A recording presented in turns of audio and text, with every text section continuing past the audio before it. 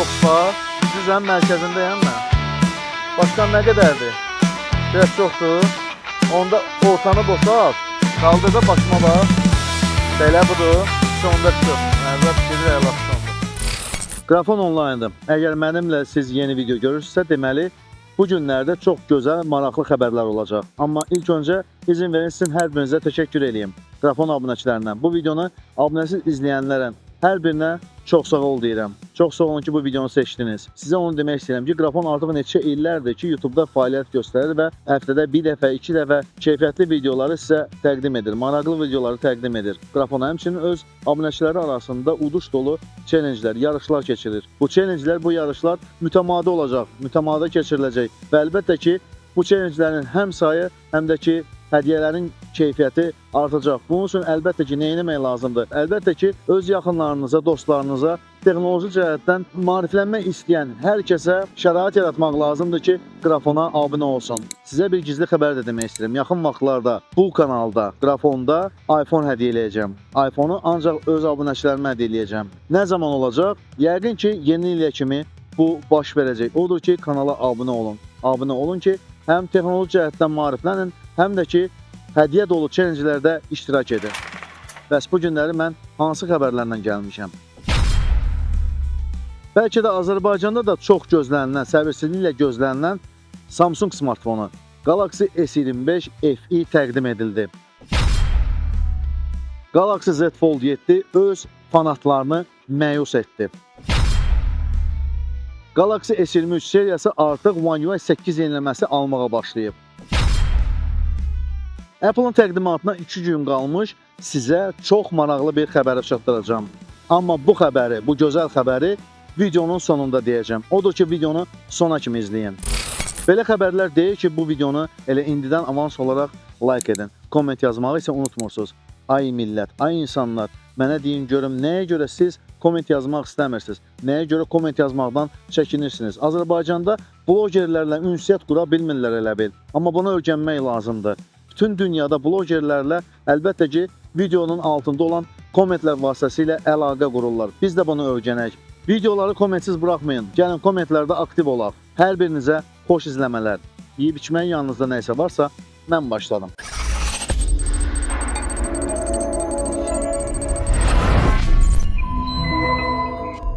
Samsung özünün ən gözlənilən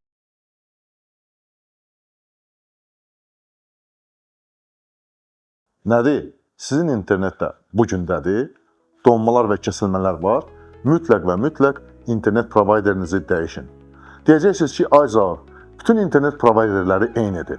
Star Telekom tam fərqli internet provayderidir. Siz ora zəng edən kimi özünüzə profesional dost qazanırsınız.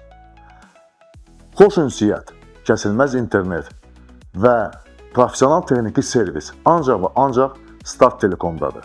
Star Telekom dost kimi dost internet provayderi. Biz isə davam edək. Samsung özünün ən gözlənilən S seriyasının digər bir modelini təqdim etdi. Galaxy S25 FE Azərbaycanda da ən gözlənilən Galaxy S seriyası modelidir. Samsung Galaxy S25 FE indiyənə qədər ən nazik və ən yüngül Galaxy FE-dir. O həmçinin bütün SFE-lər arasında ən böyük batareya malikdir. Samsung şirkəti Galaxy S25 FE smartfonunun rəsmi təqdimatını keçirdi. Dizayn baxımından o Galaxy S24 FE-yə bənzəyir. Lakin dərindən baxdıqda fərqlər çoxdur. Birincisi daha nazik və yüngüldür. İkincisi daha böyük batareya malikdir. Korpusun qalanlığı 7,4 mm, smartfonun çəkisi 190 qram. İçərisində 4900 mAh akkumulyator var. Naqilli zaryadka 45 Watt təşkil edir. Device 8 GB RAM və 512 GB-a qədər daxili yaddaş tandemində işləyən Exynos 2400 çipinə əsaslanır. Parlama kamerasının sahəsi Galaxy S24 FE ilə müqayisədə 10% artırılıb. Ekran 6,7 inçlik dinamik AMOLED 2X LTPS, Full HD+, kadr tezliyi 120 Hz və pik parlaqlığı 1900 nitdir. Arxa əsas kamera 50 megapiksel, geniş bucaqlı kamera 12 megapiksel və telefoto 8 megapikselli, selfie kamera 12 megapikseldir. Əməliyyat sistemi One UI 8-li Android 16-dan istifadə olunur. Əməliyyat sistemi 7 il müddətindən yenilənəcək. IP68 qorumalıdır. Gorilla Glass Victus Plus həm arxa həm də ön panelləri qoruyur. Korpus alüminiumdan hazırlanıb. Galaxy S25 FE sələfindən daha güclüdür. Galaxy S25 FE-də Bluetooth 5.4, Wi-Fi 6 və süni intellekt əsaslı funksiyalar mövcuddur. Gemini Live, Pro Visual Engine, Now Bar, Circle to Search və s. Samsung Galaxy S25 FE 256 GB-lığın qiyməti $677, Galaxy S25 FE 512 GB-lığın qiyməti isə $739 təşkil edir. Samsungistlərə, Azərbaycanda yaşayan Samsungistlərə, ümumiyyətlə bu videonu izləyən bütün Samsungistlərə bir sualım var. Mənə deyin görüm, siz də Galaxy S25 FE-nin təqdimatını səbirsizlik gözləyirdiniz, yoxsa yox? Görəsən Azərbaycanda da Galaxy S25 FE-ni sevən var? Cavablarınızı kommentlərdə gözləyirəm. Galaxy Z Fold 7 heç bir ay deyil ki təqdim olunub və artıq fanatları interneti dağıdır. Görəsən nə olub? iPhone 16 Pro Max-dan 2 dəfə baha olan bu smartfon Müştərilər narazıdır, şirkət isə susur. Cəmi bir ay əvvəl Samsung öz mühəndislik həllərinin zirvəsi kimi Galaxy Z Fold 7-ni təqdim etdi. Yüngül, nazik və bahalı qatılan smartfon. Şirkət premium segmentində liderliyi gücləndirməli idi. Bununla belə smartfon sahibləri gözlənilməz problemlərlə üzləşib. Smartfon korpusunda hətta ehtiyatlı istifadə etdikdə belə cızıqlar peyda olur. Qüsurların fotoları sosial şəbəkələrdə sürətlə yayıldı və müzakirələr problemin demək olar ki, bütün rənglərində təsir etdiyini göstərir. Maraqlıdır ki, oxşar vəziyyət Galaxy Z Fold 6-da da artıq yaranmışdı. Daha sonra şirkət bu problemin səbəbini zaryadkada cihazların istifadə zamanı cəryanın təsiri ilə izah etdi. Amma indi istifadəçilər iddia edir ki, hətta orijinal Samsung aksesuarları ilə enerji doldurarkən belə qüsurlar baş verir və bu əvvəlki versiyanı şübhə altına alır. Anodlaşdırılmış örtüyün keyfiyyəti və ya rənglənmə prosesi ilə bağlı getdikcə daha çox suallar yaranır. Hələ ki Samsungdan rəsmi cavab yoxdur və xidmət mərkəzləri ilə əlaqə saxlamağın da mənası yoxdur. Qiyməti $2000-dan çox olan smartfonlar üçün bu cür kosmetik problemlər sadəcə olaraq qəbul edilməzdir. Xüsusilə nəzərə alsaq ki, qatılan devicelər bazarında rəqiblər öz mövqelərini fəal şəkildə möhkəmləndirir. Bax, bunu mən anlaya bilmirəm. Heç anlaya bilmirəm. Bax, Samsung, sən bu qədər bahalı smartfon təqdim edirsən. Əlbəttə ki, bu smartfonu alanlar da var. Amma ki, baha olmasına baxmayaraq, bütün materiallarda, rənglərdə artıq simiclik edirsən. Niyə görə də? Niyə görə bunu eləməlisən? Bax, bahalı smartfondur, qəbulumdur. Baha texnologiya ilə ərsəyə gələn bir smartfondur, bahada satmalısan. Qəbul eləyirəm. Amma nəyə görə sən belə bahalı smartfonun qəbrini öz əlinlə qazırsan? Mənə cavab verə bilərsən, ay Samsung. Amma 100% bilirəm ki, Samsung nə fanatlarına, nə də blogerlərə cavab verməyi öyrənməyib. Ona görə də elə Samsungun dilində desək, olan budur. Alırsan al, almırsan heç alma. Bunu Samsung deyir, mən demirəm ha. Qrafon abunəçilərinə, bu videonu izləyən hər kəsə belə bir sualım var. Siz bu videonu hansı smartfondan izləyirsiniz? Nəyə görə bu sualı verdim? Mənə elə gəlir ki, Qrafonun videolarını ən çox Samsung smartfonlarından izləyirlər.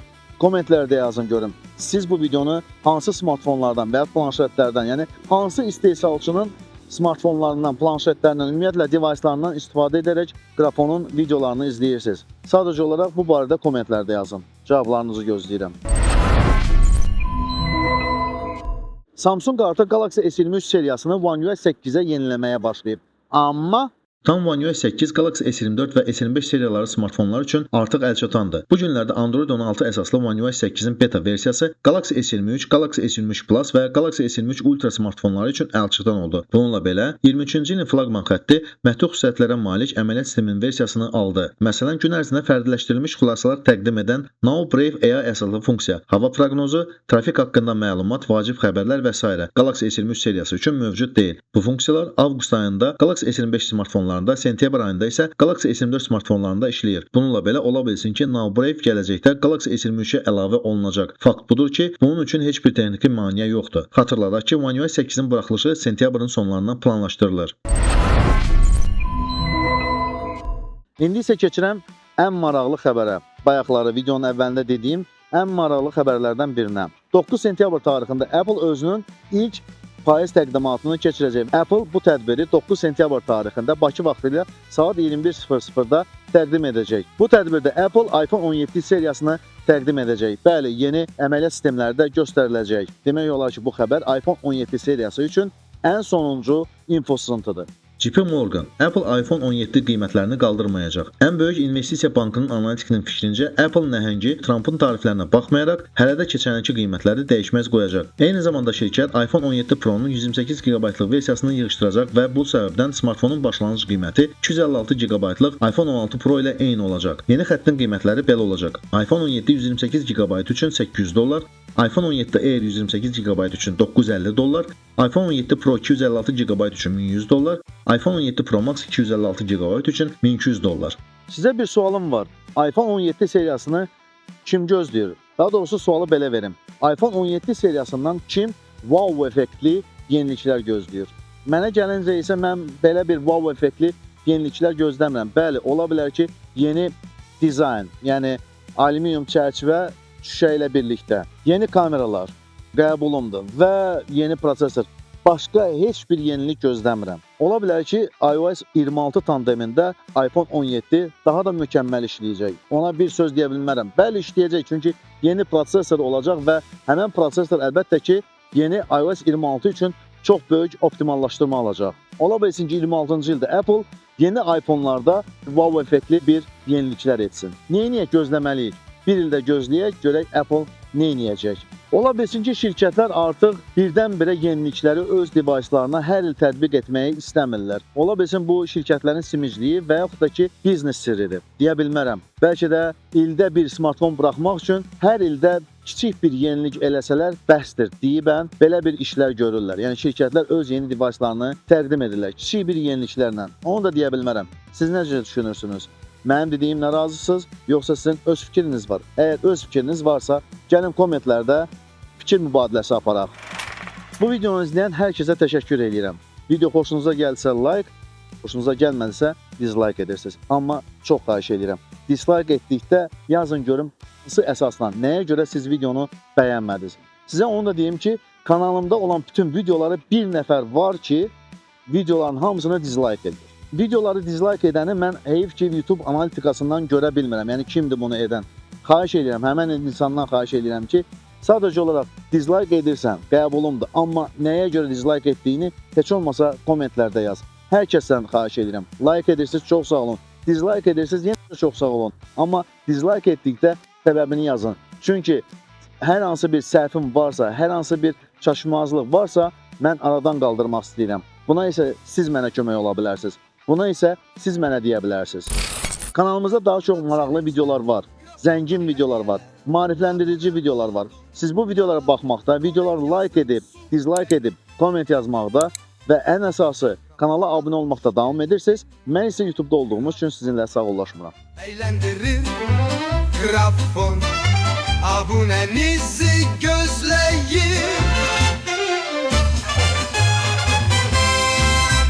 Comment yazdın süper grafona, hoş geldin.